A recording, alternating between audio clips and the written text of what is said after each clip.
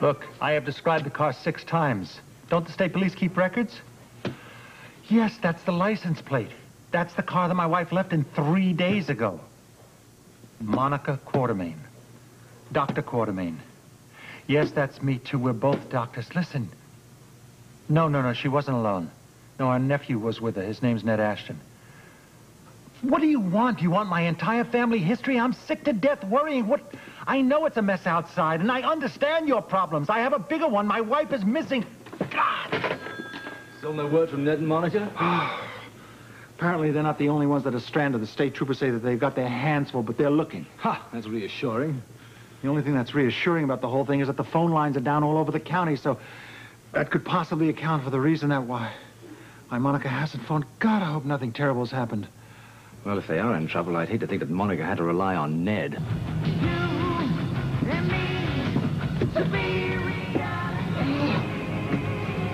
Well, at least the road's plowed. Ellen is going to be worried sick.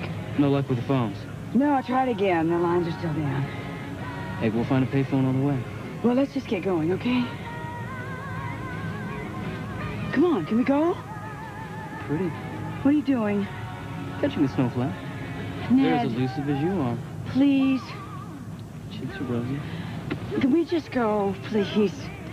Monica. 3 whole days. We've been snowed in together for 3 whole days, and not once did you unlock your door for me. Do you realize what an opportunity we've made? Look, I had to do that, Ned. I had to. Now, don't make it any more difficult than it already is.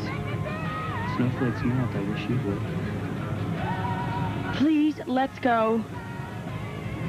I have to hand it to you. When you make up your mind about something, you stick to it. Yeah, you bet I do. Unfortunately for you, I'm as tenacious as you are. Must run in the family. By the way, I enjoy those cozy dinners by the fire.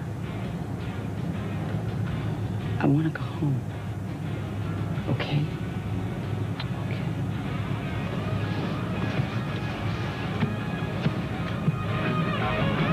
Okay, Jesse. But if she comes in or she calls you, let me know, all right? Well, you may hear from her before I do. And you tell everybody on the switchboard about what's going on, all right? Thank you very much. I appreciate it. I'm trying not to worry, but tell you the truth, I'm absolutely sick. I'm so frantic. She hasn't contacted the hospital? No, and I can't stand it. What are you going to do? I'm going to go look for her. You think that's wise in this weather? What am I going to do, stay here and do nothing? My goodness, it looks pretty bad out there. I guarantee you, it's worse in here. Oh, hello. We made it, thank heavens. We're home. Monica, thank heavens indeed. We've all been worried sick about you. Have you, Father? Well, we're fine. I mean, we're a little frazzled, frozen, but fine. Well, Alan's going to be very, very relieved. He was about to call out the National Guard. Oh, wouldn't have done any good. They never would have found us, no. The roads were impassable, all the lines were down. Oh, where is Alan? Well, he gave up on the state troopers. He went out to look for you himself. He's going to want a blow-by-blow. Well, listen, I had to change, and then I have to get to the hospital. I have surgery with Tony Jones. I hope I'm not late for it. If you do see Alan before I do, would you tell him I will explain everything when I see him, okay? Listen, thank you very much for getting us home safely. My thanks to the navigator. You kept us both on course. Excuse me. Of course. Where do you think you're going? Well, I'll tell you the truth, dear old Dad. I'm going out to the gatehouse to shower and change. 3 days is a long time to be stuck in the same clothes. Or in a snowbank with a beautiful woman? You're not going anywhere until you tell your dear old dad just what the devil is going on between you and Monica.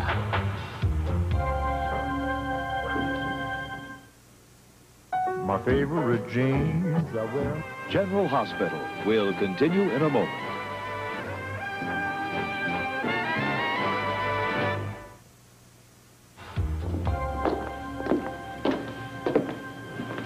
We should turn round, Ned. I don't really care to address the back of your head. Ah, a vast improvement. Now, will you please answer the question? Was that a question or an accusation? What do you think you're doing with Monica? Well, at the moment, nothing. I happen to be talking to dear old Daddy. Don't be so damned impudent. Spoken like a true parent. You know, I've seen the way that you look at her, the way that you act around her, and then you disappear for 3 days. Were you counting? Oh, you can be flip if you like. You know, I can see right through it. I think that you have some sort of infantile schoolboy crush on your auntie. This conversation's over. Not as far as I'm concerned. I want the truth. What I have, do, or feel about Aunt Monica or any other woman is none of your business. It's my business. I'm your father. Well, you gave up that role years ago. How many times do I have to tell you? And for your information, you couldn't be further from the truth. It's not a schoolboy crush. I like and admire Monica. I care about her a great deal, just like I care about my grandfather, grandmother, and Uncle Alan.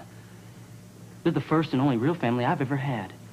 So if you want to lecture someone on the attitude and behavior of the opposite sex, why don't you stand in front of the mirror and talk to yourself? Would you mind explaining that last remark? Oh, I've heard stories about you for years. The women you've lied to, led on. Women you married and then dumped, including my mother. I've seen you oozing on the charm with Monica. Well, do yourself a favor and forget it. It won't work with her. Well, I will admit, Ned, that my past history with women has been far from chaste, but for somebody who seems to disapprove of it so strongly, you're doing a damn good job of following in your father's footsteps. Do yourself a favor. Stay away from Monica. Don't tell me what to do. I'm not going to stand by and watch you make a fool of her for the last time. I'm telling you, hands off Monica. She's my wife. She doesn't need your protection. Well, if you're back, I assume that she is. Where is she? And more importantly, how is she? Fine. She's at the hospital. Tony Jones is scheduled for surgery. She said when she sees you, she'll tell you all about it. Excuse me. Alan, I think you may have the wrong idea. I'm not quite the fool that you think I am. I think I have a very good idea of exactly what's going on.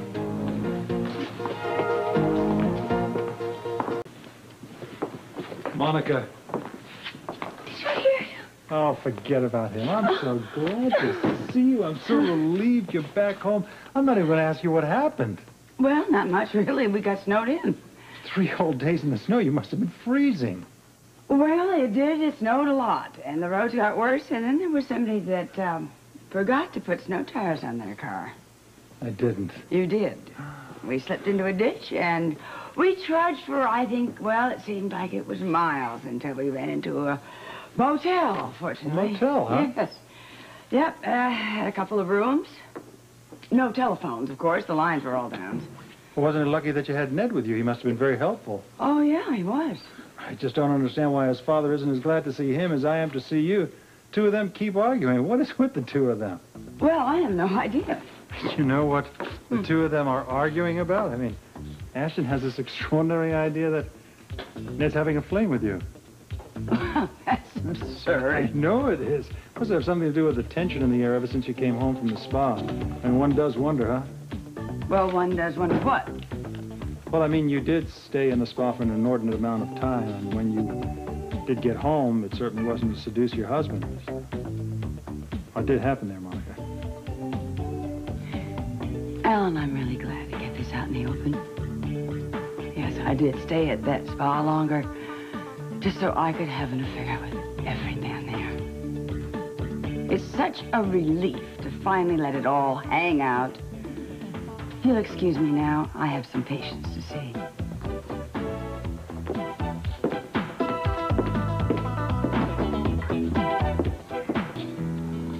Hi, Monica. Happy New Year. Same to you. Listen, I don't want to bother you. No, that's okay. I'm glad to see you. I heard you were snowbound. I'd rather not talk about that. Well, you didn't miss much. Nobody here was in much of a mood to celebrate on New Year's Eve. Well, at least I'm glad that I got back in time to be in on Tony's surgery. And I'm even happier that you're going to be on the team. I almost wasn't. I had to audition for the great Dr. Davis. I don't believe him. I know what you're talking about. What is his problem? I don't know, but you should have seen the Davis drill. Oh, yes. Well, he was very annoyed. I wasn't around for that. Well, let's hope that his talent is as big as his ego. I think you're going to have to start surgery sooner than you expected. There's a storm moving in. I hope we don't get stranded. I wouldn't mind. If we get snowed in, I want to get snowed in with you.